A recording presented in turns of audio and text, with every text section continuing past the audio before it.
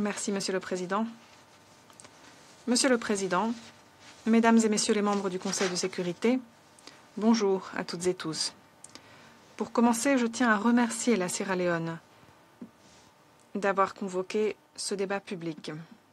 C'est pour moi un plaisir de réaliser cet exposé devant le Conseil de sécurité pour présenter le rapport biennal du secrétaire général sur les armes légères de petit calibre, contenu dans le document S/2025/670. Et je le fais au nom de la haute représentante aux affaires de désarmement, Mme Izumi Nakamitsu. Depuis le dernier exposé devant le Conseil sur ce sujet, voilà 2 ans, nous avons été les témoins d'avancées, mais aussi de défis qui restent à relever en matière d'armes légères de petit calibre. Je commencerai par les évolutions positives. Les États membres ont adopté des mesures de taille pour consolider nos instruments à l'échelle mondiale.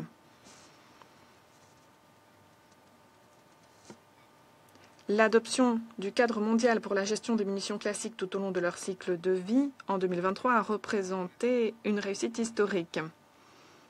L'on a par là comblé une lacune de longue date dans les efforts internationaux visant à prévenir le détournement de munitions et à atténuer les risques d'explosion imprévus sur les sites de munitions. En 2024, les États ont réaffirmé leur détermination à lutter contre la fabrication et le trafic illicite de telles armes lors de la 4e conférence d'examen du programme d'action sur les armes légères et de petit calibre. Et ils ont tracé la voie à suivre. Cette conférence a permis de créer un groupe d'experts à composition non limitée, dont l'objectif est de se pencher sur les dernières évolutions en matière de nouvelles technologies et de conception d'armes légères de petit calibre. Ce fut là un pas en avant important pour veiller à ce que notre cadre reste à la hauteur de la tâche, à la lumière des innovations technologiques qui ne cessent de s'accélérer. La mise en œuvre de cet instrument universel ainsi que d'autres, comme le traité sur le commerce des armes et le protocole relatif aux armes à feu, représente une base de départ cruciale pour prévenir le détournement et l'utilisation à mauvais escient d'armes légères de petit calibre. À l'échelle régionale, là aussi, la coopération a été consolidée, notamment via l'adoption de la feuille de route pour l'Amérique centrale et la République dominicaine en matière d'armes légères de petit calibre et la poursuite de la mise en œuvre de la feuille de route relative aux Balkans occidentaux, de la feuille de route en matière d'armes à feu pour les Caraïbes, du plan d'action pour la mise en œuvre de la Convention de la CEDEAO sur les armes légères et de l'initiative Faire taire les armes de l'Union africaine, entre autres efforts. Cela étant dit, malgré ces avancées importantes, il reste à relever des défis de taille en matière de mise en œuvre. Plus d'1 milliard d'armes à feu circulent dans le monde entier. Elles continuent de proliférer, ce qui est à la fois un symptôme et un facteur des crises multiples que traverse notre monde. La disponibilité de telles armes souligne la nécessité urgente de prendre à bras-le-corps les conséquences des armes légères de petit calibre illégales. Des conséquences vastes. J'aimerais mettre en exergue 3 domaines essentiels en la matière. Tout d'abord, le commerce illicite et l'utilisation à mauvais escient d'armes légères de petit calibre nourrissent la violence armée, le terrorisme et la criminalité organisée. Et dans le rapport du secrétaire général dont nous sommes saisis ce matin, il est fait état de violations persistantes d'embargo sur les armes dans des théâtres comme la Libye, le Yémen et Haïti, où des armes détournées sont utilisées par des groupes criminels et des réseaux de terroristes. Ce phénomène profite de frontières peu contrôlées, ainsi que de plus en plus d'activités numériques illicites. Même dans des pays où les embargos sur les armes ont été levés en partie ou complètement, comme la République centrafricaine et la Somalie, les risques de détournement persistent. Cela dit de façon plus générale,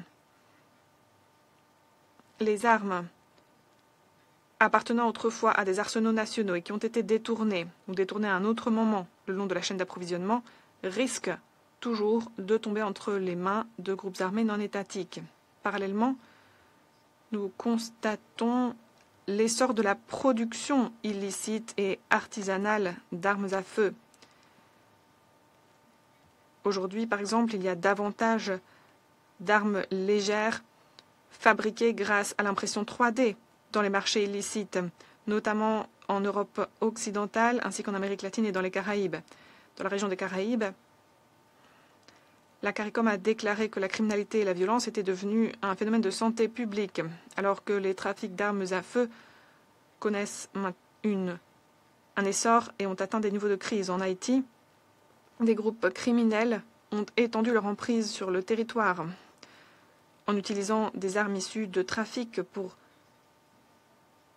mettre à mal l'autorité de l'État et entraîner encore davantage d'insécurité en Afrique. Les flux illicites d'ALPC dans le Sahel, la Corne de l'Afrique et la région des Grands Lacs contribuent à une crise systémique. Des phénomènes de violence localisés deviennent aujourd'hui des conflits encore plus complexes et de nature transfrontière. Comme le docteur Mohamed Ibn Chambas, haut représentant de l'Union africaine pour l'initiative Faire taire les armes, a souligné à juste titre, lors de la formularia au Conseil de sécurité sur les ALPC au mois de mars, convoqué également par la Sierra Leone, cette crise n'est pas seulement le fait de chaînes d'approvisionnement défaillantes, mais le symptôme également de déficit de gouvernance profond.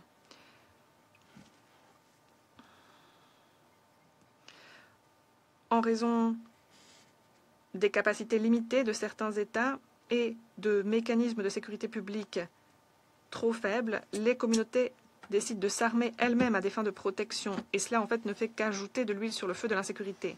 Les armes légères peuvent être conçues à des fins de protection des civils et d'autodéfense dans la plupart des pays, mais trop souvent, elles deviennent les instruments de la souffrance humaine lorsqu'elles sont utilisées sans mode de contrôle efficace. Et j'en viens au deuxième domaine que j'aimerais mentionner, le coût humain dévastateur des armes légères. En 2024, le Haut-Commissariat aux droits de la personne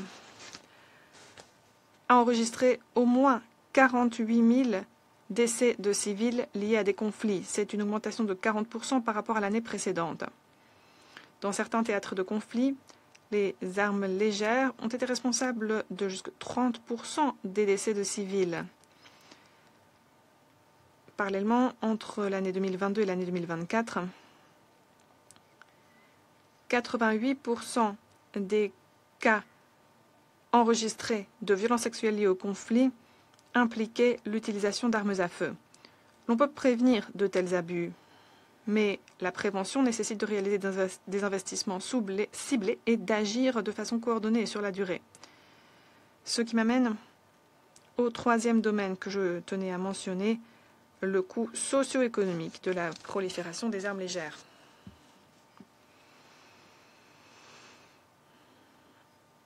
Les faits de violence utilisant des armes légères de petit calibre perturbent les systèmes d'éducation et de soins et de façon plus générale sapent le développement durable. Ce lien a été reconnu lors de la toute première réunion conjointe de l'ECOSOC et de l'Assemblée générale sur les armes légères de petit calibre qui a eu lieu plus tôt cette année. Lors de cette réunion conjointe, les présidents de l'ECOSOC comme de l'Assemblée générale ont aussi insisté sur le coût croissant des conflits et des dépenses militaires à l'échelle internationale, source de vive préoccupation. En guise d'illustration, je vous dirai ceci. En 2023, les recettes conjuguées des 100 plus grandes compagnies d'armement se chiffraient à 632 milliards de dollars. En 2024, les dépenses militaires mondiales étaient arrivées au chiffre de 2 700 milliards de dollars, une augmentation de 37% par rapport à l'année 2015. Dans un rapport du secrétaire général intitulé « La sécurité qu'il nous faut, rééquilibrer les dépenses militaires pour un avenir durable et pacifique », publié en réponse au pacte pour l'avenir, on trouve un appel à l'action. Ce rapport exhorte la communauté internationale à repenser ses priorités et à rééquilibrer les investissements mondiaux pour faire naître la sécurité multidimensionnelle dont le monde a véritablement besoin. Monsieur le Président, Mesdames et Messieurs les membres du Conseil de sécurité, les retombées des armes légères de petit calibre sont profondes. Cela étant dit, le secrétaire général a suggéré des mesures concrètes qui peuvent nous aider collectivement à changer la donne. Tout d'abord, nous devons accorder la priorité à la gestion complète des armes et des munitions tout au long de leur cycle de vie, depuis la fabrication jusqu'à la fin de vie, en passant par le transfert, le transport, le stockage et éventuellement l'utilisation. Les États sont encouragés à renforcer leurs capacités nationales et à procéder à un échange de bonnes pratiques en matière de gestion sûre des stocks, de systèmes de traçage et de marquage plus efficaces, de recouvrement des marques oblitérées sur les armes et d'amélioration de la sécurité aux frontières et des contrôles maritimes. L'utilisation de technologies innovantes en matière de marquage et de traçage sont des outils innovants, prometteurs plutôt, pour lutter contre le détournement et étayer les enquêtes. Le traçage est essentiel également pour veiller au respect des embargos sur les armes. À cet égard, le secrétaire général exhorte les États membres à appuyer activement le travail des groupes d'experts des Nations Unies en répondant rapidement aux demandes de traçage et en donnant accès aux armes et aux munitions saisies à des fins d'inspection. Au-delà des régimes de sanctions, le Conseil de sécurité a un rôle clé à jouer pour garantir la bonne gestion des armes et des munitions. J'exhorte le Conseil à intégrer systématiquement les considérations liées aux armes légères de petit calibre et à leurs munitions dans les mandats pertinents.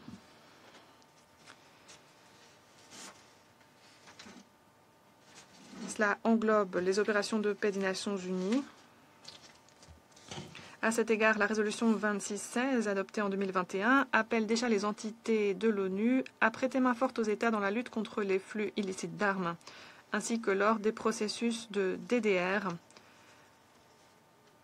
circonstances dans lesquelles il est essentiel de mettre en place des mesures efficaces de contrôle des armements pour permettre une consolidation de la paix pérenne. Pour appuyer cette intégration, mon bureau a développé des outils pratiques, notamment la 3e édition de l'aide-mémoire, reprenant les options en matière de gestion des armes et de munitions dans les décisions du Conseil de sécurité, ainsi qu'un tableau de bord en ligne qui fournit des indications et des orientations en matière de rédaction de résolutions pour inclure efficacement la question des armes légères de petit calibre et de leurs munitions. L'intégration de ce sujet est particulièrement essentielle dans les délibérations et les plans d'action liés au programme Femmes et Paix et Sécurité et Jeunes et Paix et Sécurité. Alors que nous célébrons le 25e anniversaire du programme Femmes et Paix et Sécurité, l'heure est venue de promouvoir une maîtrise des armements sensible aux questions de genre. Cela signifie notamment que nous devons prendre à bras le corps les normes sociales nocives et les idées conçues concernant la masculinité qui perpétuent la violence armée et font obstacle à une paix pérenne. Les jeunes, qui représentent 37% des homicides, des victimes d'homicides plutôt, à l'échelle internationale tous les ans et qui dans certains contextes sont aussi impliqués dans la perpétration des actes de violence, doivent être inclus dans les efforts de prévention. Il est essentiel d'entendre leur voix et de tenir compte de leurs expériences pour donner corps aux plans d'action nationaux et aux stratégies de réduction de la violence au niveau des communautés. Monsieur le Président, Mesdames et Messieurs les membres du Conseil de sécurité, les armes qui aujourd'hui sont fabriquées et transférées risquent de nourrir les commerces illicites de demain et de jeter de l'huile sur le feu de la violence et de l'instabilité. Nous avons donc à cet égard une responsabilité très claire. Nous devons empêcher le détournement ainsi que la fabrication illicite d'armes légères et de petit calibre, sans quoi nous devrons faire face aux conséquences d'une insécurité qui ira grandissant.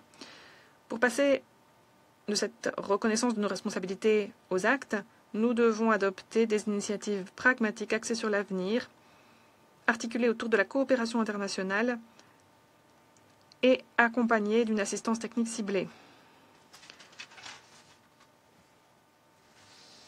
J'aimerais mentionner un exemple de tels efforts.